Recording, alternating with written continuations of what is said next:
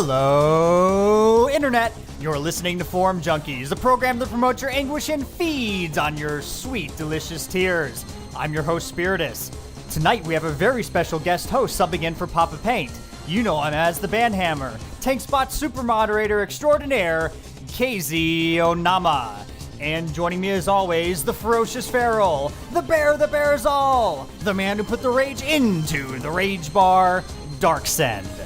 On this week's episode, we'll be highlighting interesting posts on WoW forums from across the internet on subjects including, should WoW have more compelling solo content, intra-community behavior, the fate of low population servers, and the real-world value of MMO gaming.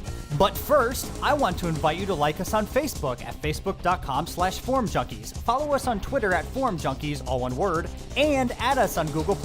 Also, you can now sub to Forum Junkies on iTunes. So, Papa Paint's going to be out for the next couple of weeks. He has some stuff that he's taking care of and unfortunately can't join us.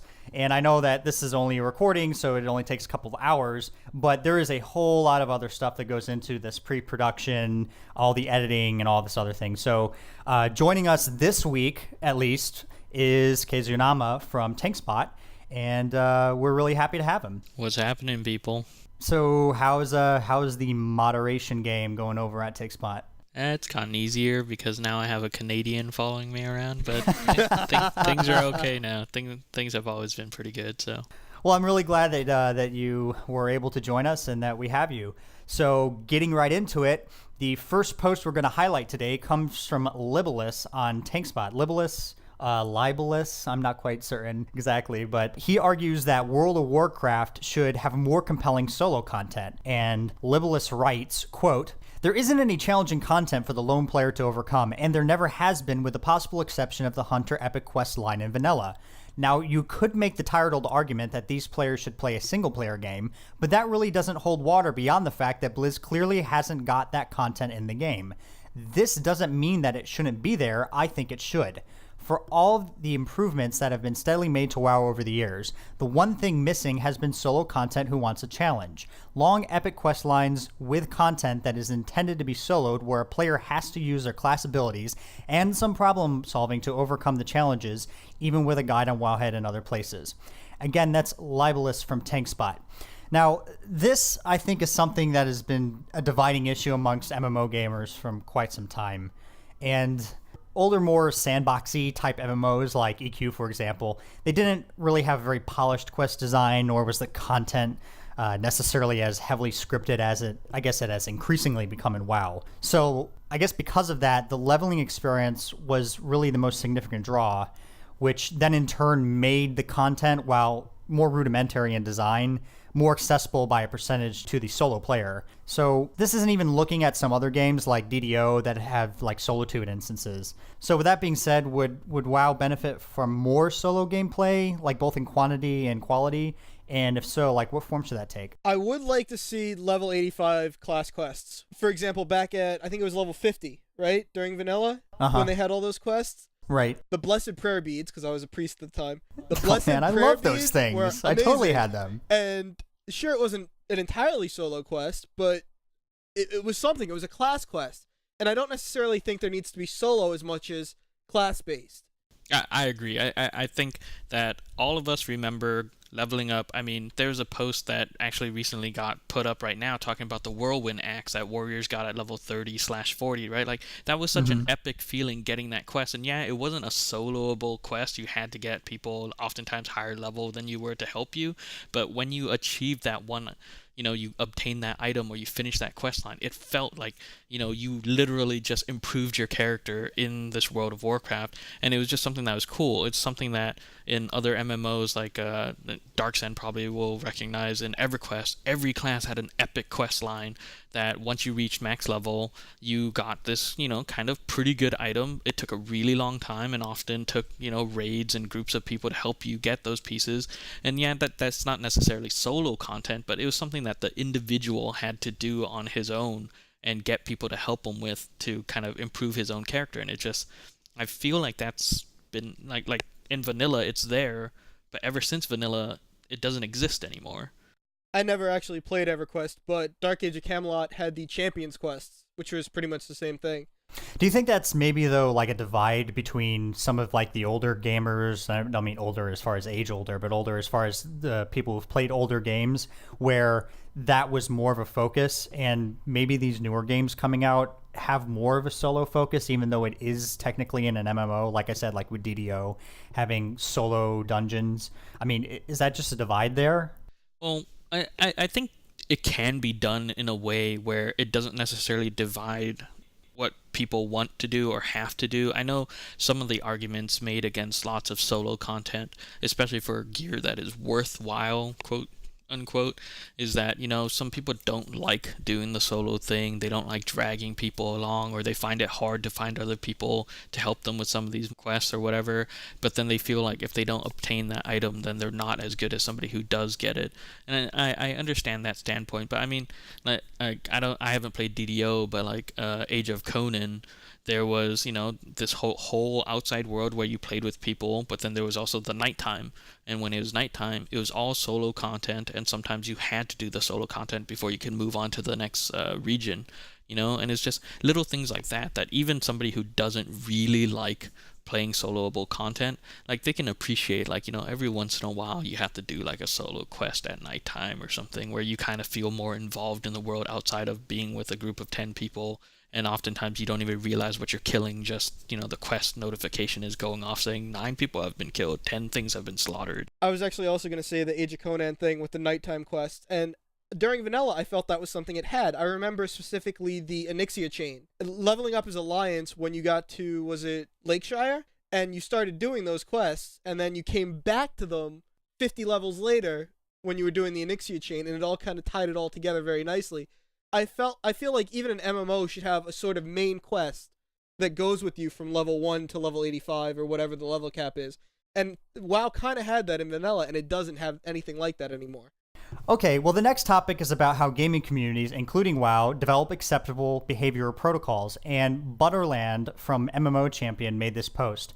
Butterland writes, quote, "It's really just the genre that brings out the worst out of players.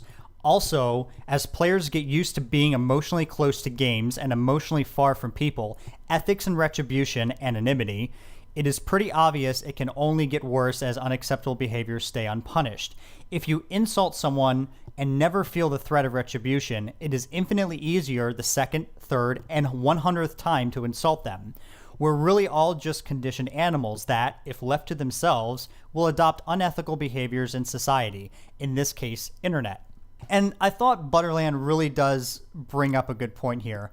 Oftentimes we look at a game community and say, man, like what a cesspool of humanity this has become. But really, and I think this is spot on, it is the game design, both in gameplay and the level of allowable, repeatable interpersonal communication that will elicit what is acceptable behavior.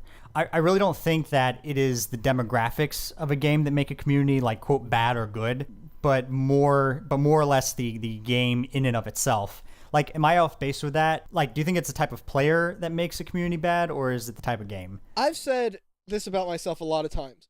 There's two me's. There's the me that's the Darksend with the green name on TankSpot, and there's the Darksend that's me, the level 85 druid in game. If you message me in game, I am going to tell you to STF you and put you on ignore, because when I am playing the game, I am doing it because I am trying to achieve something. I don't want to be bothered by your questions where A, you're putting me on the spot and I have to, I'm probably doing other things, so I have to scramble with it.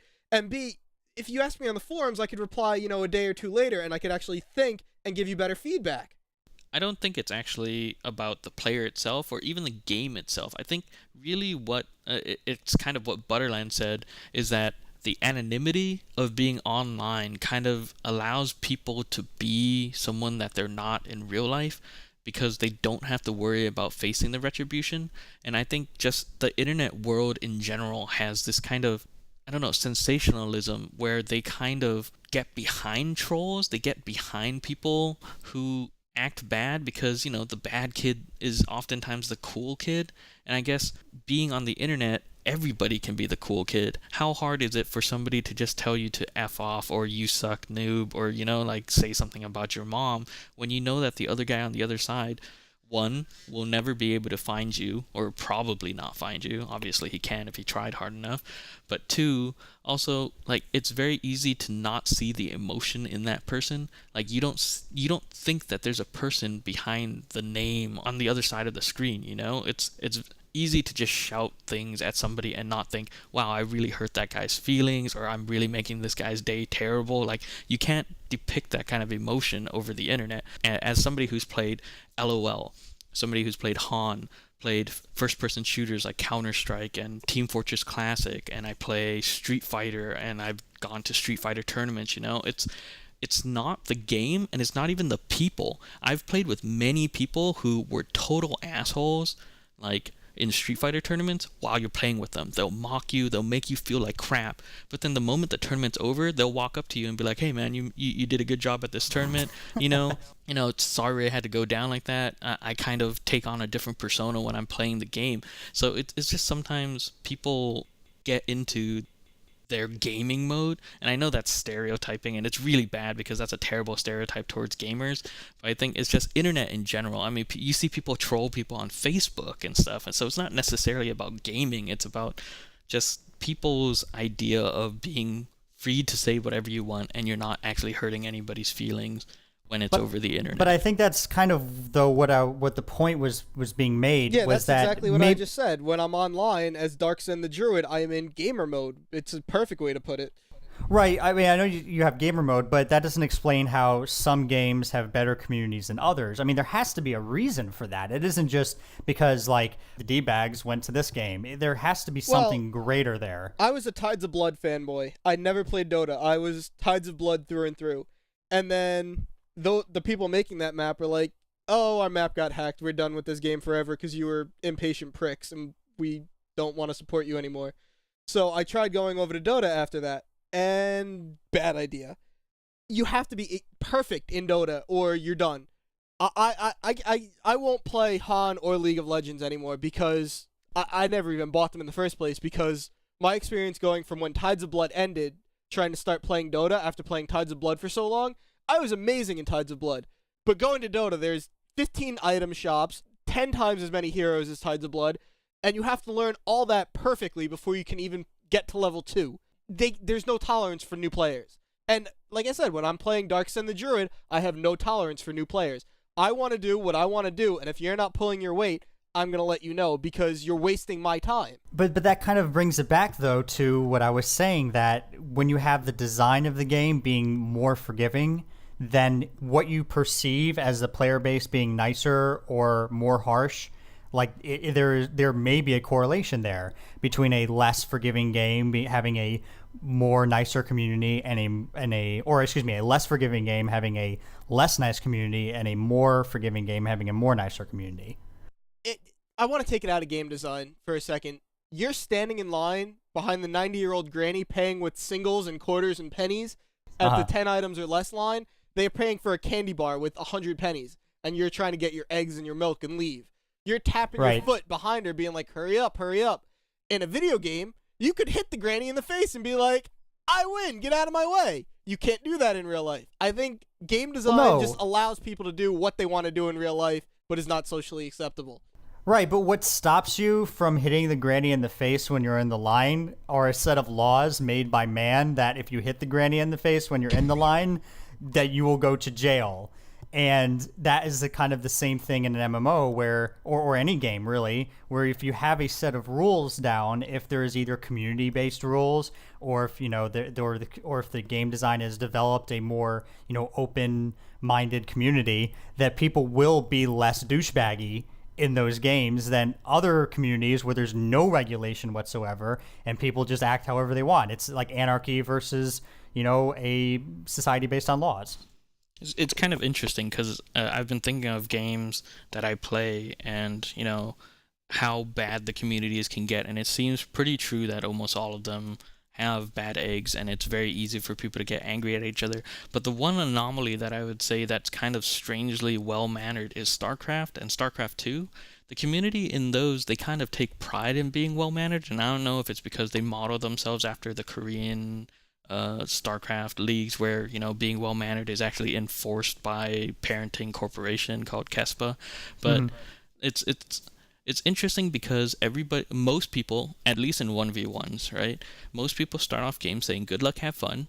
There's not really much trash talking. There's a little bit amongst, a few bad eggs, and also at really low level of play, people like to talk a lot of trash. But once you get past a certain barrier, people, kind of respect each other. And then, when you leave the game, it's not just you leave the game. You don't just say, F you and leave the game. It is like, there is no rule set that says this is how you end games, but it's universal that when it's time to end the game, the losing player types GG, which stands for good game, and then you leave the game. Like, that is the mannerisms that was created there, and that's only completely created by the social aspect. And like you said, it's like rules that were defined outside of the game. And I don't know if it's the game itself that kind of created that, or if it's just the cultures that are associated with them. But I think part of the thing, too, that makes it that way is that StarCraft is a hard game.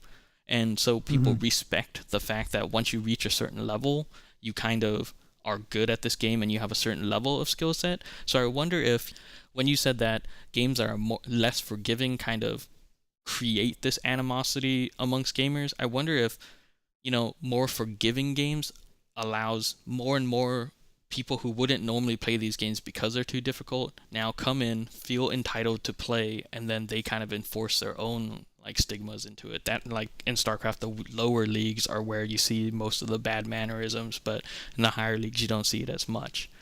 I think game design does have a lot to do with it, in the fact that if you look at custom maps, and you reminded me of this, Kaz, with what you just said, if you look at custom maps, in the ones that take longer to actually beat and take longer to fill up, you're a lot nicer to those people because it's so rare in those games. And I'm thinking back to when I was playing StarCraft 2 during when Lord of the Rings was big. Those Battle for Middle-earth maps would probably take about half an hour to fill up, and the game would probably last for about 2 hours.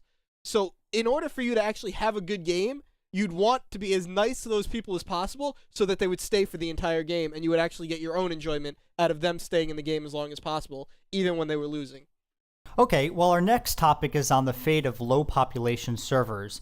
And Ephineh from the official forums writes, quote, I lead a progression rating guild on Chromagus US, a very low-pop realm.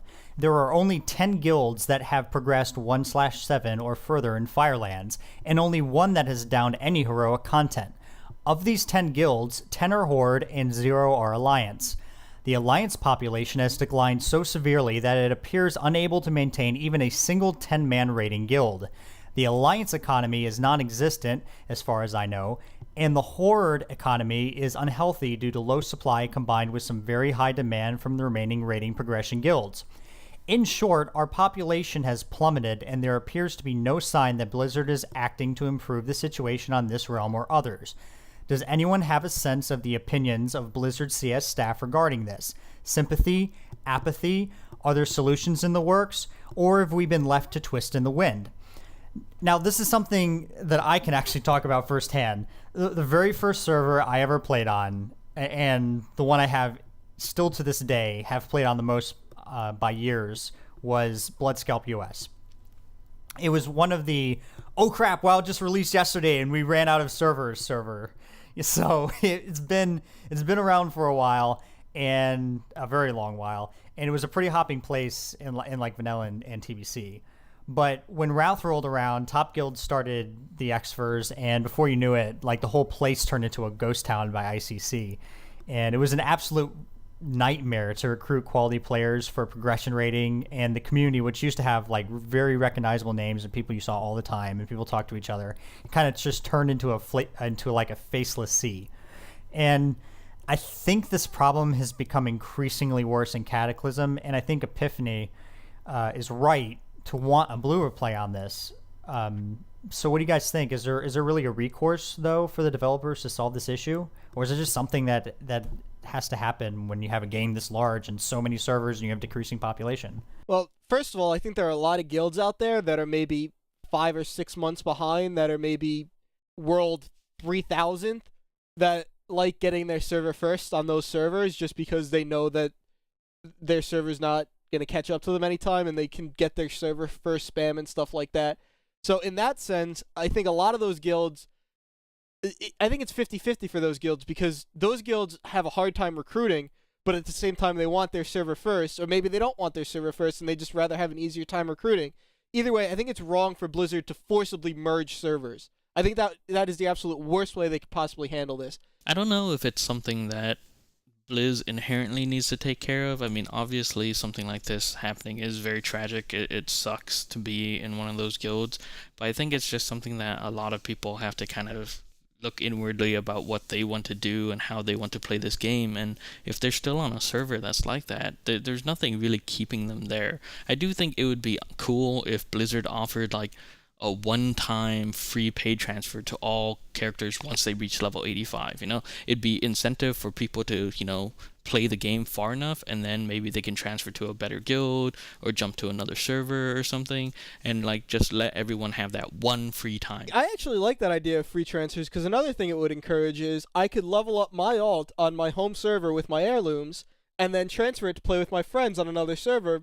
It would be great for situations like that. I think that would be amazing if you were allowed a free transfer. Exactly. And if you just gave those people that one chance to transfer, it also helps communities too, because, you know, say Spiritus, Darksend, and Kazeyonoma are on a dying server called Black Hole, and we want to, you know, we're really not having fun here anymore. The three of us can use our free transfers together and jump over to, you know, Hychondrius or whatever, a high population server, and now we can continue playing together, maybe even get into a good guild together, and our community, our internal community that we had formed, is not lost. Another thing, though, I think is how many of these servers are actually dead as opposed to 50-to-1 Horde to Alliance ratio. One side of a server can be completely dead and the other side can be thriving. It's just, I think Blizzard needs to address, and they've been trying to do this all expansion, is they need to try to address the faction imbalance, but they keep saying racials don't matter, but show me a server that is 20-to-1 Alliance to Horde. I really want to see that, Blizzard. I want to see the numbers for every single server, what the faction ratio is, because I do not believe that there are as many servers that are balanced toward Alliance as there are towards Horde.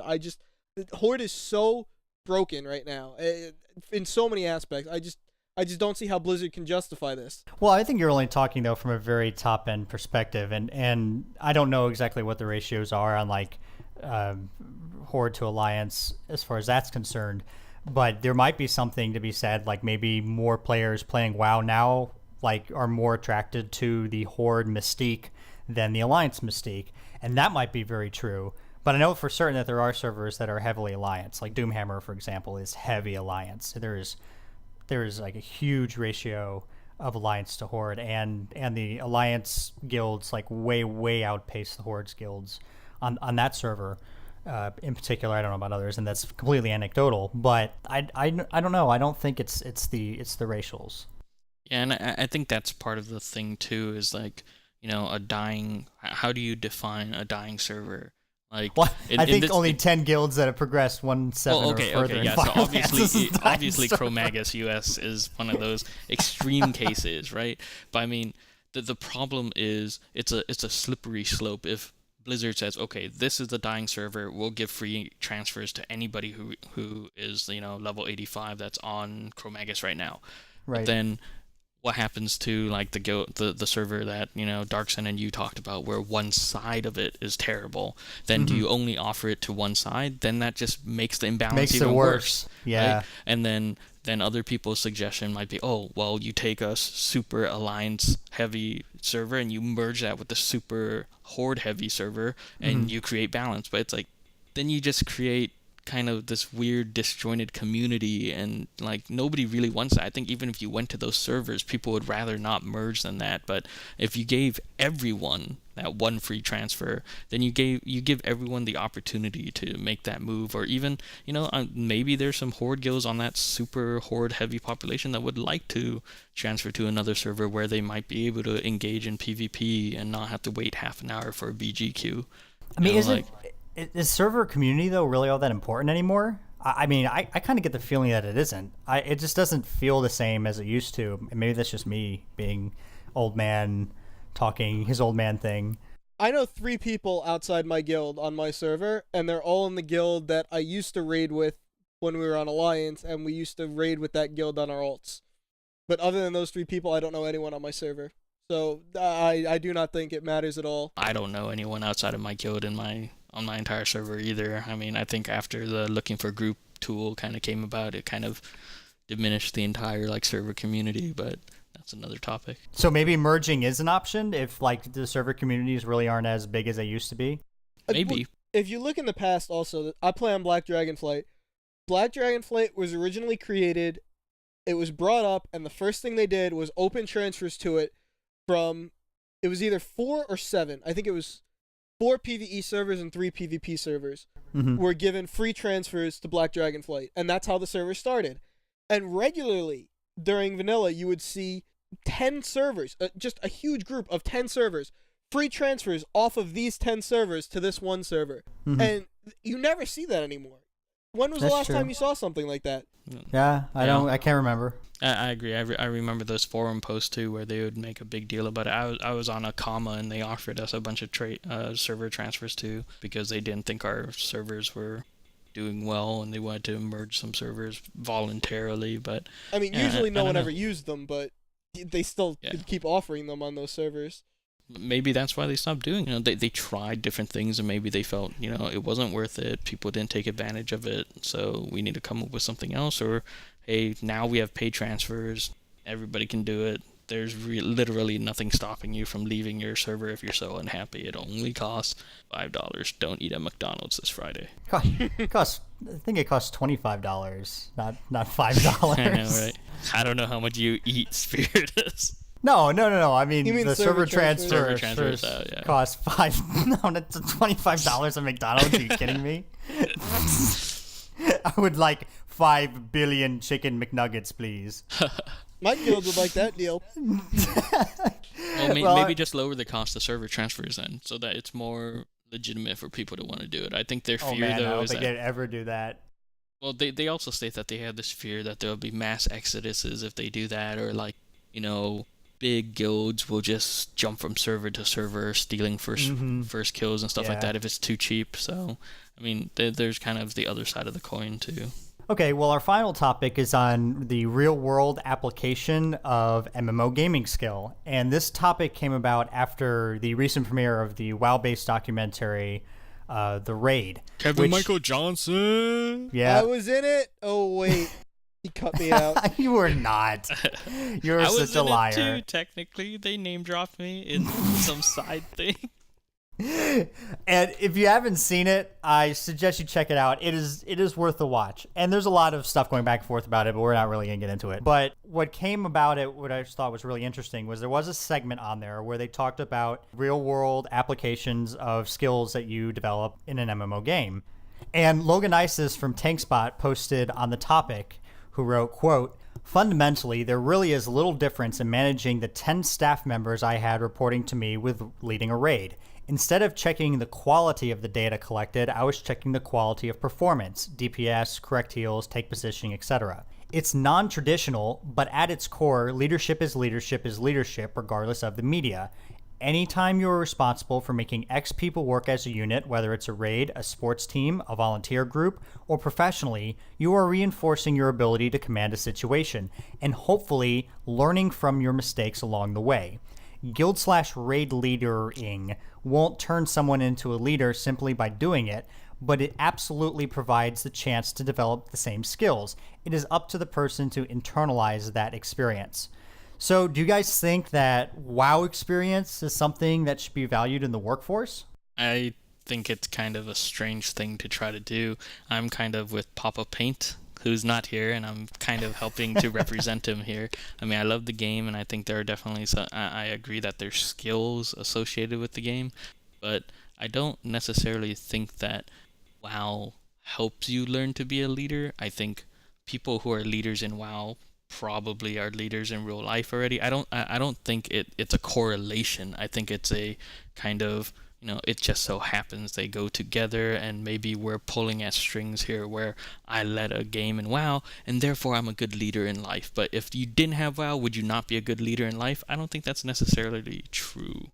No, I completely agree. The people that make good guild leaders and raid leaders were in real life in a position of management or have leadership skills built up from real life experiences before coming into the game world. I do think it is possible to get okay leadership skills, but I mean, I'm gonna get in so much trouble for saying this, because if Kevin really did put my interview on the DVD like he said he did, I'm gonna get in so much trouble for saying this, but because during that interview I said, what's the problem with putting you play WoW or you led a raid guild on your resume? I agree with you that there shouldn't be anything inherently wrong with putting that you play World of Warcraft. It's a hobby just like any other hobby. I don't think it's fair to have a negative stigma about it, but I think, like Papa Paint would say, why do I need to justify playing a video game? Like, I feel like we're trying to justify WoW by saying that it teaches you these skills. You wouldn't try to justify playing basketball by saying it teaches me how to play in teams, But people do that. No. People do. Haven't you ever seen that, though? Like, I mean, I don't know if you watch sports or watch ESPN. Haven't you ever seen them talk about the game of basketball teaches leadership and teamwork and playing together and working together as a group in a team to accomplish goals, which translates into, like, you've never seen that speech before? Well, I have, obviously. I mean, I play sports too, so I get it. And our coaches always tell us that crap, and our parents always tell us, oh, you should play sports because it teaches you to be a well-rounded individual when you're older. Right. And it's, but I think WoW does its own thing, and it can do things like that. I think the bigger fight is just trying to break the stigma that playing WoW is a bad thing. I don't think we need to go about doing it with our pitchforks out saying, this teaches me how to do things good, and chase away people who say, wow, playing WoW makes you kind of nerdy. Like,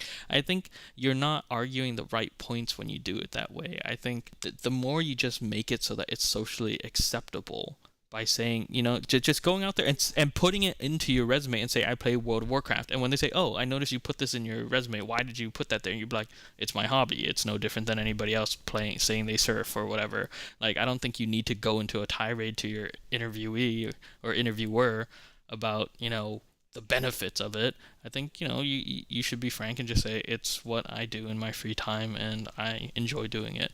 And yeah, I think it's kind of odd, though, because I think where it kind of boils down to is that when someone says they surf or they play basketball, there are stigma associated with it. When you say that you go out and you surf, it's like, hey, I like going out and being athletic and surfing the waves and, enjoying myself and having a good time. Or if you say I like playing basketball, like I like playing team sports and I like going out and being athletic. That's what you're saying when you do that. That's why people don't put down, I like really playing pinochle on my off time. Like, you don't put that on a resume because it doesn't really say anything about you. Like, congratulations, you play pinochle. And I think that maybe is kind of the same thing with gaming, is that like Papa Paint would say, they're get my Papa Paint voice going. There really isn't any. there really isn't anything more to playing a game than to enjoy playing the game. I mean, I think that's what it is. Just like Pinochle. Worst Papa Paint impression, probably next to mine. Mine was probably pretty bad too. I won't say games teach you a lot, but MMOs specifically do teach a lot of skills. I just don't think that leadership is necessarily one of them. I do think that you can, for example, say, this is going to be a weird one, but MMOs teach you communication. They teach you the value of research, especially the high-end raid encounters. You need to do a lot of research. They can teach you math skills. I relearned math specifically for this game to help do spreadsheets and teach people how to play their class better through this. There are a lot of skills that MMOs can teach you, but I don't think leadership is one of them. Yeah, I think that's really what it boils down to is can WoW be a medium upon which you can develop skills that are useful outside of WoW? Yes, that is definitely true. But is it something that you can use to be marketable in the workforce? No, I don't think it is. I don't think it's something that you say, well, I was a raid leader in WoW, ergo I will make a good manager. I don't think that works. I think that you can say, I have good managerial skills, right? And part of me developing those managerial skills was my experience in World of Warcraft.